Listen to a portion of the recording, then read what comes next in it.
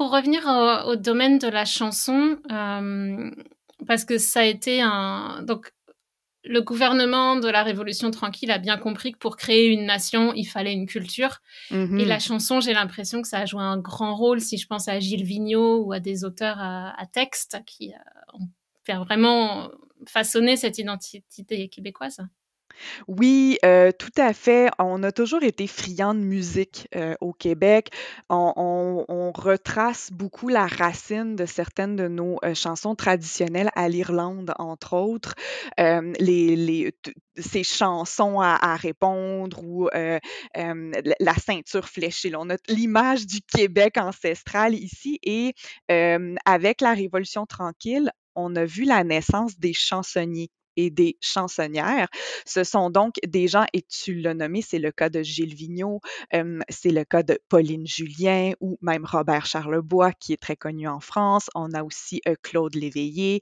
Et l'objectif de ces chansonniers et de ces chansonnières, c'était de retourner dans la tradition musicale québécoise, de ressortir ces vieilles histoires d'antan, ces vieilles chansons qu'on chantait avec les grands-parents, et de sortir toutes ces tonalités, ces musiques, ces paroles aussi qui nous rappellent le bon vieux temps et d'en faire une musique maintenant québécoise. Donc, oui, qui va chercher des sons, des tonalités de tous les ancêtres qu'on a, hein, qui sont anglais, irlandais, français et d'un peu partout en Europe, et de se les réapproprier. Et donc, le chansonnier ou la chansonnière va chanter en québécois. Gilles Vigneault, je ne sais pas si vous l'avez déjà entendu, mais son accent québécois est très fort et il ne se l'est jamais caché. Et pour la première fois, on a donc une musique qui est, et je mets des guillemets, mais qui est 100% québécoise, qui se construit sur cette identité du Québec qu'on essaie de construire avec la Révolution tranquille. Et ce qui est intéressant, c'est que parallèlement à cet effort-là des chansonniers, on a aussi ce qu'on appelle la chanson à gogo ou la chanson yéyé. Et ça, on a des grandes figures de proue ici aussi, comme Michel Louvain, Michel Richard, Pierre Lalonde, René Martel. Donc, ce sont des personnes, des chanteurs et des chanteuses qui sont allés chercher des classiques, beaucoup en anglais, pour les traduire en français et se les réapproprier et faire découvrir, dans le fond, aux Québécois et à la québécoise de l'époque, ce qui se disait vraiment dans les chansons populaires et de rendre donc non seulement la musique accessible, mais aussi la parole. Et ce sont des gens qui vont aussi être connus à l'extérieur du Québec. Je pense à René Martel, entre autres, qui a fait énormément de voyages en France. Et ce sont donc deux aspects de la chanson qui vont s'appuyer sur la langue française et dans certains cas même la tradition québécoise francophone pour monter ce qui va devenir en fait une tradition musicale extrêmement forte au Québec.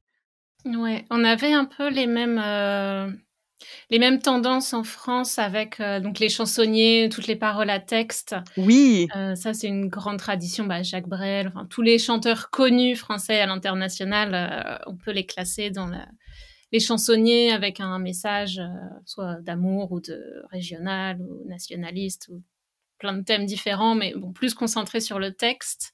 On avait aussi dans les années 60 les chanteurs yéyés. Alors et en France, voilà. c'était Richard Anthony. Mais Mais en en fait, fait, c'est certaines chansons ont voyagé en France, mais on savait pas que oui, c'était des Québécois. oui, et je pense que bizarrement, dans cet effort-là québécois de vouloir mettre chez nous, hein, de vouloir reprendre le contrôle, c'est qu'on est quand même allé puiser dans ce qui était des développements culturels ailleurs, comme en France, comme on s'est appuyé aussi sur nos racines musicales irlandaises, françaises, anglaises. Donc, c'est comme si on acceptait aussi que dans ce renouveau culturel québécois, il allait y avoir un peu du reste du monde. Mm. Bah, c'est comme ça qu'on fait, Et qu'on voilà. permet aux gens de consommer en français en leur donnant les choses Mhm. populaires, mais dans leur langue. Après les yéyés, j'ai l'impression que la période plus récente avec les Cowboys Fringants, il y a les trois accords, Les il y a 3 Cowboys accords en Fringants. français? On est un peu dans la chanson peut-être plus contestataire ou en France, c'est vrai, la chanson de gauche, quoi, des un peu Oui, révolutionnaires que tu écoutes au lycée quand tu veux aller dans les manifs. celle qui est répétée en boucle quand on sort dans les rues. Oui, on a encore, oui, la musique s'est développée, la musique québécoise s'est développée pour être un peu plus contestataire ou à tout le moins humoristique aussi, hein. Les 3 accords, l'objectif premier est quand même de faire rire ou même à la limite d'énerver dans certains cas.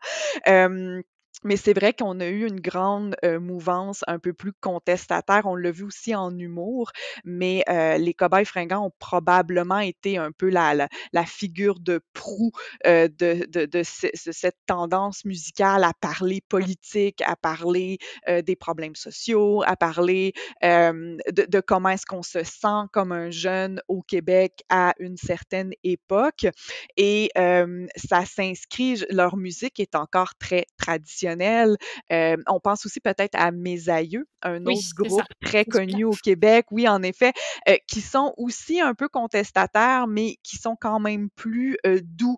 Ils ont une approche, l'amour de la culture, ils vont aller retrouver les sonorités traditionnelles musicales de l'époque, beaucoup de messages d'amour sur la famille, sur le et ces groupes-là vont s'inscrire directement dans le travail de Gilles Vigneault, le travail de tous ces grands chansonniers-là qui ont ramené un peu, ben, en fait, qui ont structuré ce qui existait dans les maisons, ce qui existait à Noël quand on sortait la cuillère de bois, qu'on sortait les trucs et qu'en famille, on se mettait à faire de la musique. Ils ont rendu ça visible, en fait, à la face du monde et ils ont surtout dit aux Québécois et aux Québécoises, ce que vous faites à la maison a une valeur, ce que la culture que vous créez sans vous en rendre compte, elle intéresse les gens, elle a une valeur et elle a le droit de se retrouver sur scène.